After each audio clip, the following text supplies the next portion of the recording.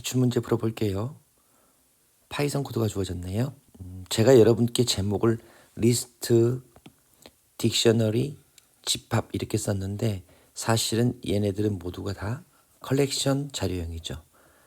컬렉션 자료형이라는 것은 자료 구조와 알고리즘을 합쳐서 클래스 형태로 만든 다음에 사용자가 아주 쉽게 사용할 수 있도록 제공되어지는 그런 형태의 데이터 타입이죠.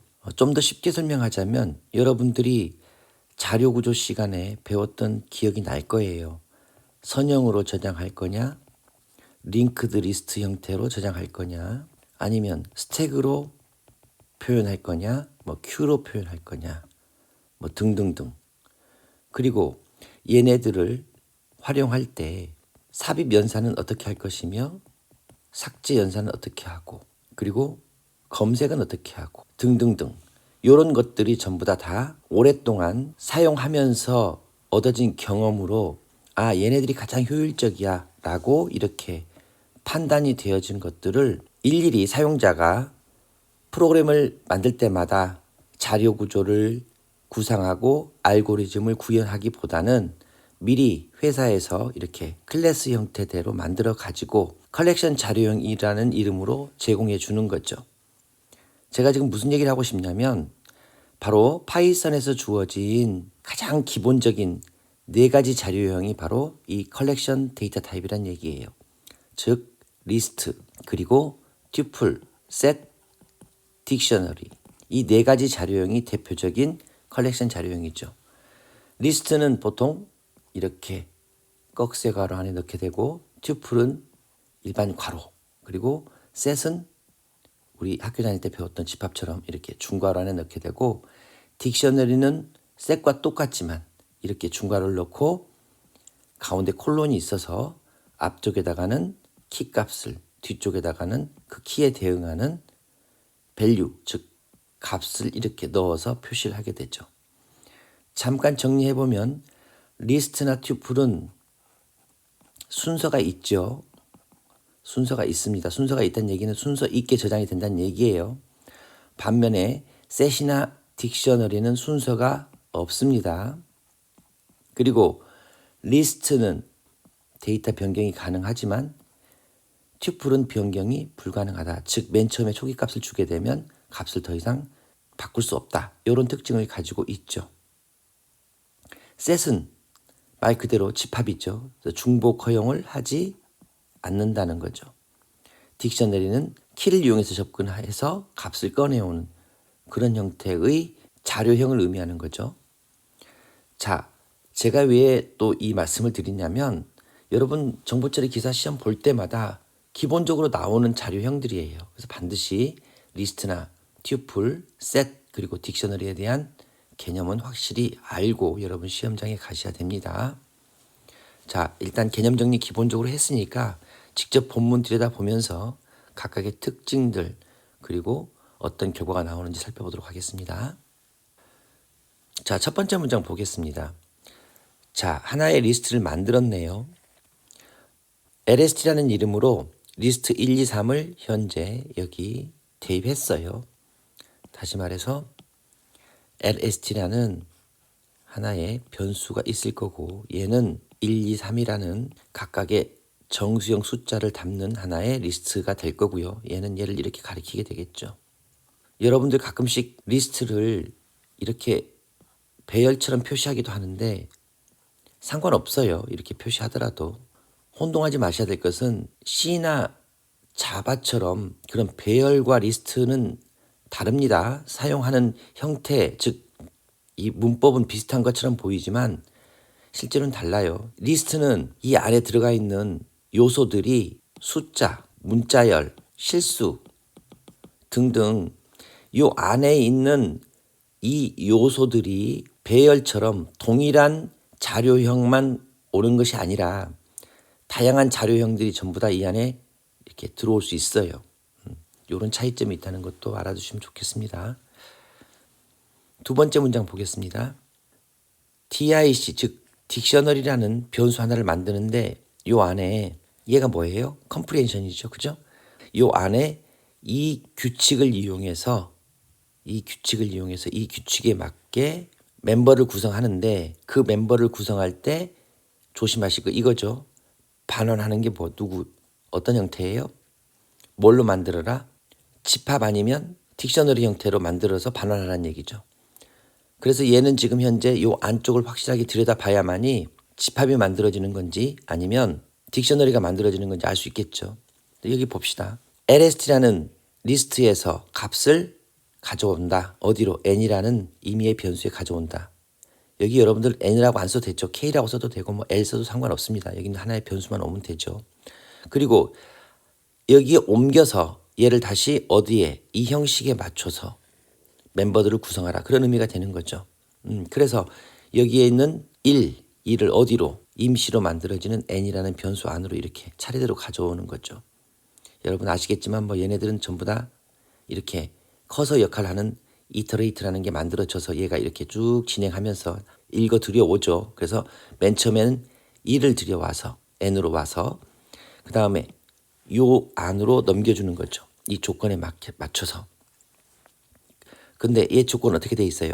n 하고 나서 콜론 하고 나서 n 곱하기 2 했어요. 그러니까 얘는 키와 밸류 즉 값을 만들어 가지고 그 구조 형식으로 뭘 반환해라? 딕셔너리를 반환하라. 자 그러면 요게 들어와서 하나는 1 하고 나서 n 곱하기 2니까 이 n도 1이잖아요. 그러니까 1 땡땡 하고 나서 1 곱하기 2니까 2.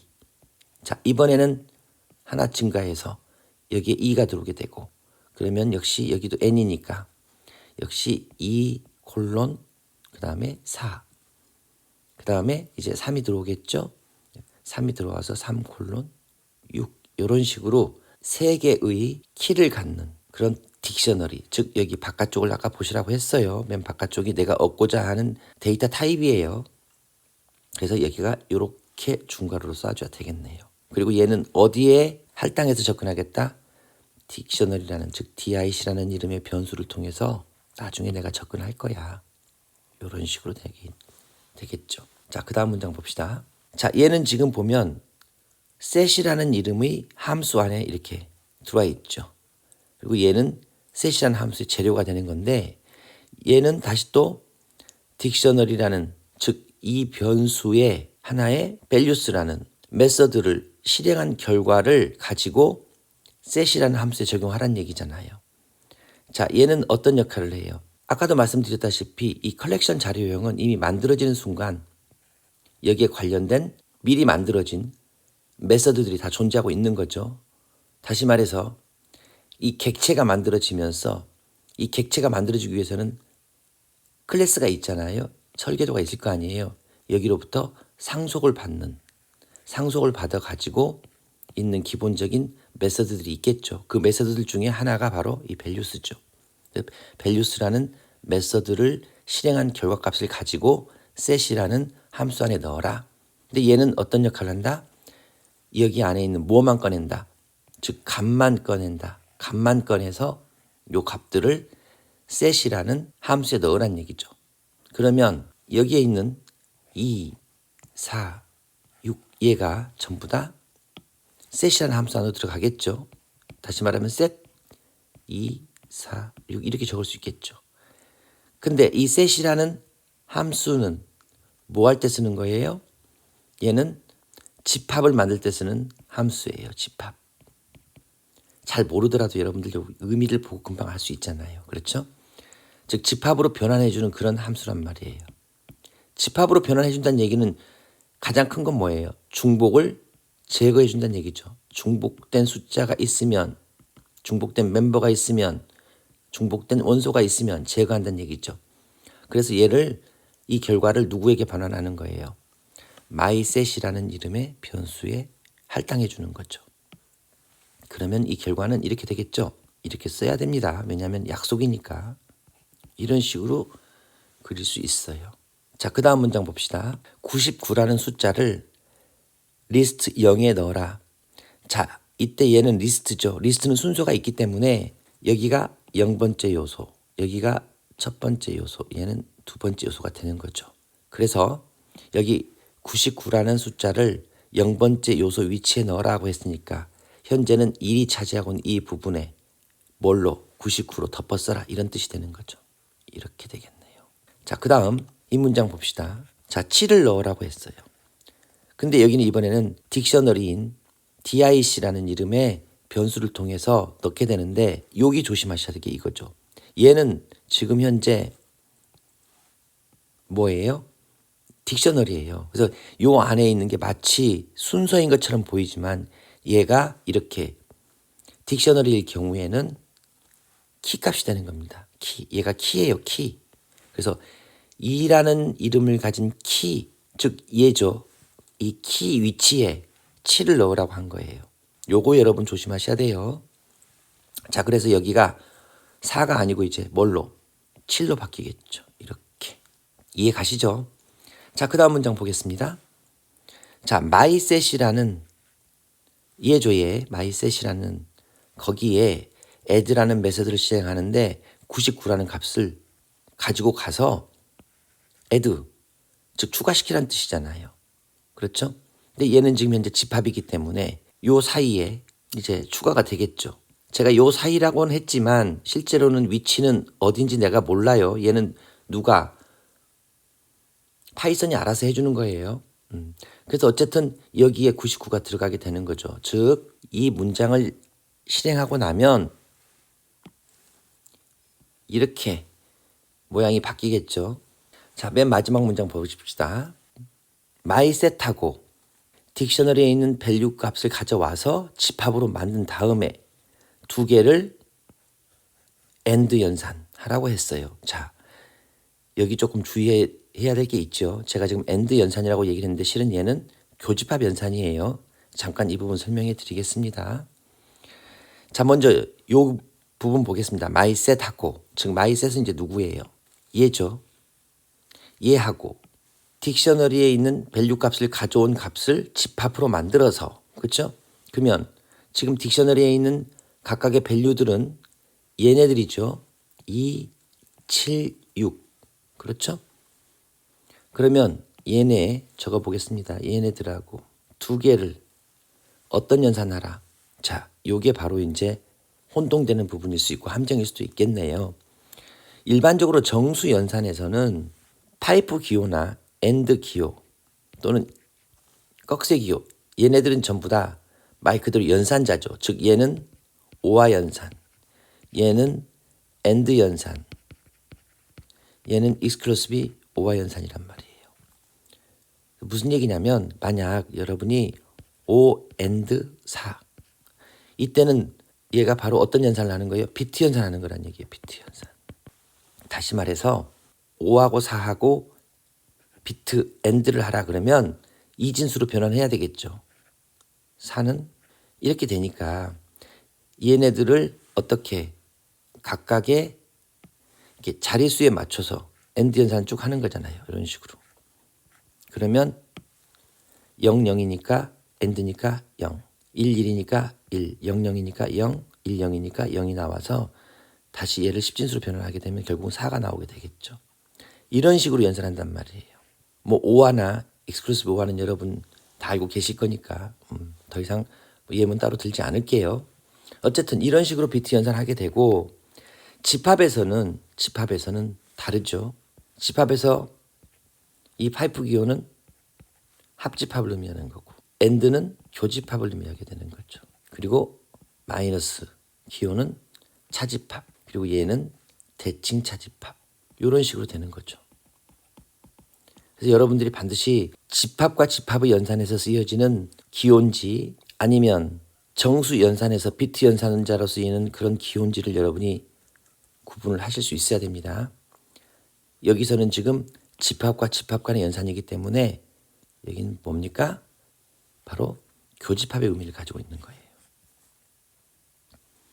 이해 가시죠? 그래서 지금 여기가 뭘 구하라고 했죠?